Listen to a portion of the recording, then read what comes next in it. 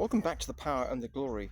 Today's scripture is taken from the book of Matthew, chapter 5, verse 5. Now, it's from the Beatitudes. The Beatitudes are a series of blessings spoken by Jesus during the Sermon on the Mount. And I'll read the scripture now.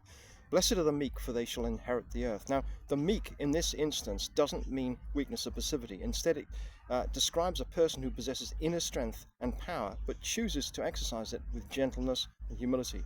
It's about recognizing one's own limitations and putting full dependence on God rather than relying on self-sufficiency. In the original Greek, by the way, the word used for meek can also imply having power and being careful with it, much like a skilled rider who handles a powerful horse with care. So we've established meekness is not weakness.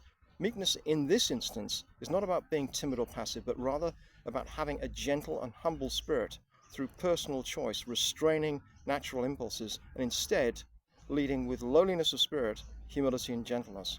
This takes great strength and almost a stoicism of spirit. Secondly, the meek put their trust in God. Rather than arrogantly thinking they know all the answers, the meek pray to God for an answer and trust that God will help them. Rather than trusting their own power, they trust fully in God.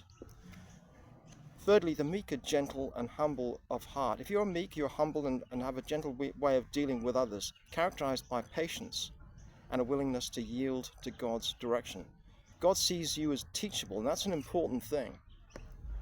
So what is the meek's inheritance? Well, God, we know, abhors the proud and arrogant, but he rewards a lowly, contrite, and humble disposition.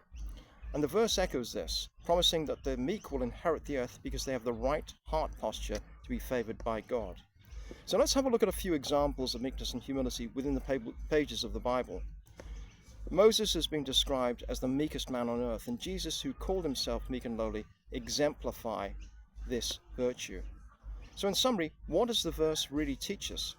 Well, this beatitude contrasts the world's perception of self-belief, confidence, and an outward appearance of strength as being the only way that leads to success in this world, which is quite clearly wrong. Instead, Jesus highlights that true strength is witnessed in the heart posture of leading with gentleness and putting full trust in God. When a person is meek, they're doing this out of strength, not weakness. They're exercising self-control and choosing to lead with gentleness and humbleness of spirit rather than ego and arrogance. So it's time to rethink meek. Only the weak are egotistical, cruel, and tyrannical. The strong are gentle, humble, and kind. Meekness is strength, not weakness.